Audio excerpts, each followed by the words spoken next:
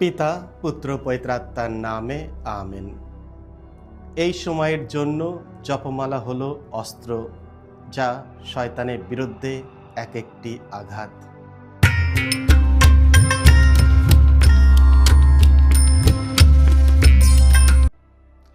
খ্রিস্টে আমার পরম প্রিয়জনেরা, আজ অক্টোবর মাসের 7 তারিখ মঙ্গলবার। আর আজকের ডেলি মান্না ঈশ্বরের বাণী প্রতিদিন নেওয়া হয়েছে লূক রচিত মঙ্গল সমাচার থেকে 1 অধ্যায় 26 থেকে 34 পদ। এসব ভক্তিভাবে আজকের বাণীটি শুনি।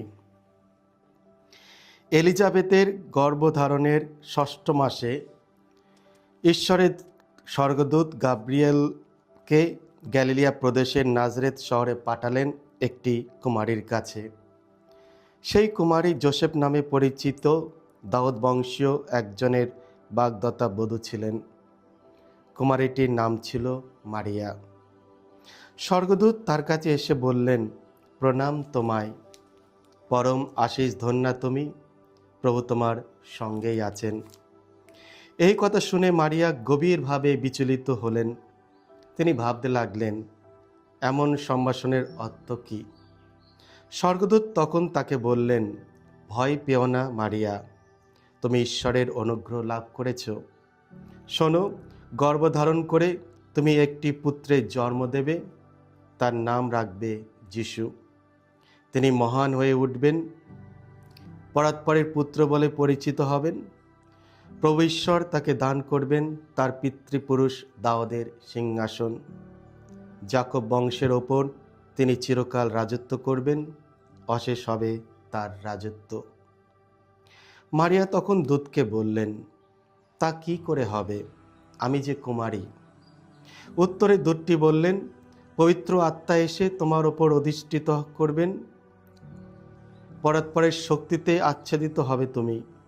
তাই এই যার জন্ম হবে সেই পবিত্র জন ঈশ্বরের পুত্র বলেই পরিচিত হবেন। আর দেখো, তোমার আত্মীয়া এলিজাবেথ, সেও তার বৃদ্ধ বয়সে একটি পুত্রকে গর্ভে ধারণ করেছে। লোকে যাকে বন্দা বলে ডাকত, তারই এখন 6 মাস চলছে, কারণ ঈশ্বরের অসাধ্য কিছুই নেই। মারিয়া তখন বললেন, আমি প্রভুর দাসী, আপনি যা বলেছেন আমার তাই হোক। স্বর্গদূত তখন তার কাছ থেকে বিদায় নিলেন। এই হলো প্রভু যিশুর মঙ্গল সমাচার। প্রভু যিশু তোমার মহিমা প্রচারিত হোক। খ্রিস্ট আমার পরম প্রিয়জনেরা, আজ মাতামণ্ডলী জপমালার বন্দিতা রানী মা মারিয়ার স্মরণ দিবস পালন করছে। প্রতি বছর 7ই অক্টোবর সারা বিশ্বে পবিত্র জপমালার রানী মা মারিয়ার পার্বণ উদযাপিত করা হয়। এই পার্বণের সূচনা ঘটে ইতিহাসের এক গুরুত্বপূর্ণ ও অলৌকিক ঘটনার মাধ্যমে, লেপান্তরের যুদ্ধ, দ্য ব্যাটেল অফ লেপান্ত, 1571 সালে। 1600 শতকে ইউরোপ ছিল অটোমান তুর্কিদের আক্রমণের মুখে। তারা দ্রুত খ্রিস্টীয় দেশগুলির দিকে অগ্রসর হচ্ছিল। এই বিপদের সময় পোপ সাধু পঞ্চম পিউস খ্রিস্টান রাজ্যগুলিকে একত্রিত করে পবিত্র লীগ নামে একটি নৌবাহিনী গঠন করেন, যারা তুর্কি আক্রমণের মোকাবেলা করবে। 7ই অক্টোবর 1571 সালে লেপান্তরের কাছে, বর্তমানে গ্রিসের উপকূলে, খ্রিস্টান নৌবাহিনী তুর্কিদের বিশাল বাহিনীর মুখোমুখি হন। ঠিক সেই সময়ে পোপ পঞ্চম পিউস সমগ্র ইউরোপের খ্রিস্টানদের আহ্বান জানান যেন সবাই মা মারিয়ার কাছে জপমালা জপ করেন। হাজার হাজার বিশ্বাসী গির্জায় একত্রিত হয়ে রোজরি মালা জপ করতে শুরু করেন। অলৌকিকভাবে সংখ্যায় অনেক কম থাকা সত্ত্বেও খ্রিস্টান নৌবাহিনী এক চূড়ান্ত জয় অর্জন করে। আর সঙ্গে সঙ্গে পোপ ঘোষণা করেন যে এই জয় সামগ্রিক শক্তির কারণে নয়, বরং ধন্য মা মারিয়ার শক্তিশালী মধ্যস্থতা ও জপমালার প্রার্থনার কারণে সম্ভব হয়েছে। এই মহান জয়ের জন্য কৃতজ্ঞতা স্বরূপ ও পঞ্চম পিউস 7ই অক্টোবর দিনটিকে আওয়ার লেডি অফ ভিক্টরি বা বিজয়ের মাতা মেরি উৎসব হিসাবে ঘোষণা করেন। পরবর্তী পোপ থিওডোস গ্রেগরি এই পার্বণের নাম পরিবর্তন করে রাখেন our lady of the holy rosary, অর্থাৎ পবিত্র মালার বন্দিতা রানী মারিয়া। রোজরি মালা গোলাপ হিসাবে, অস্ত্র হিসাবে এবং স্বর্গে যাবার সিঁড়ি হিসাবে চিহ্নিত করা হয়। জপমালা গোলাপ হিসাবে।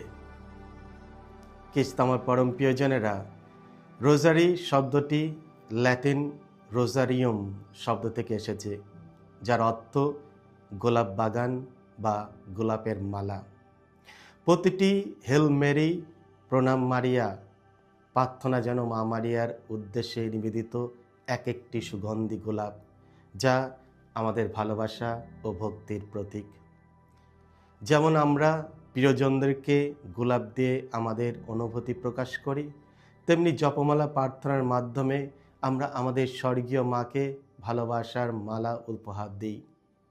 জপমালা পাঠের সময় আমরা খ্রিস্টের জীবন, মৃত্যু ও পুনরুত্থানের রহস্যগুলি নিয়ে ধ্যান করি। মা মারিয়া আমাদের এই প্রার্থনাগুলি একজন স্নেহময়ী মায়ের মতো গ্রহণ করেন। এগুলো তার পুত্র যিশুর কাছে উপস্থাপনা করেন এবং আমাদের ওপর অনুগ্রহ বর্ষণ করেন। প্রতিটি জপমালা যেন এক একটি আধ্যাত্মিক গোলাপের মালা, যা আমাদের ভালোবাসার প্রকাশ। জপমালা অস্ত্র হিসাবে। জপমালা শয়তানের বিরুদ্ধে এক একটি শক্তিশালী আধ্যাত্মিক অস্ত্র। এটি যেন আত্মিক যুদ্ধে আমাদের ঢাল ও তরোয়াল। প্রতিদিন আমরা প্রলোভন ও পাপের আক্রমণের মুখোমুখি হই। শয়তান আমাদের আত্মার শত্রু, যে গর্জনরত সিংহের মতো আমাদের ধ্বংস করতে চায়। কিন্তু ঈশ্বর আমাদের রক্ষার জন্য জপমালা সহ বহু শক্তিশালী আধ্যাত্মিক উপায় দিয়েছেন।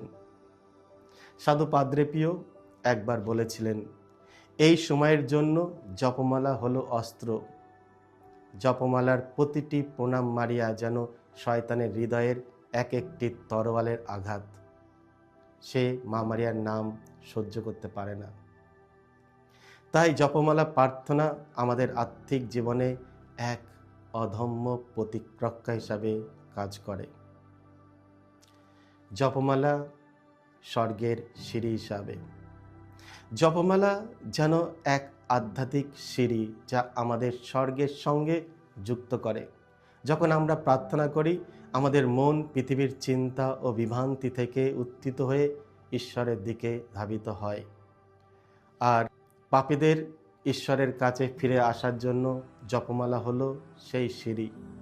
তাই ফাতিমাতে মা মারিয়ার দর্শনে পাপীদের মন পরিবর্তনের জন্য জপমালা প্রার্থনা করার আহ্বান জানিয়েছিলেন। জপমালা আমাদের পবিত্রতার বৃদ্ধি করে। এটি আমাদের শেখায় যিশুর জীবনের রহস্য নিয়ে ধ্যান করতে। যত বেশি আমরা জপমালা প্রার্থনা করি, ততই আমরা মা মারিয়ার কাছে ঘনিষ্ঠ হই, আর মা মারিয়ার মাধ্যমে আমরা যিশুর কাছে পৌঁছাই। মা মারিয়া আমাদের যিশুর দিকে নিয়ে যান, আর জপমালা আমাদের স্বর্গের পথে পরিচালিত করে।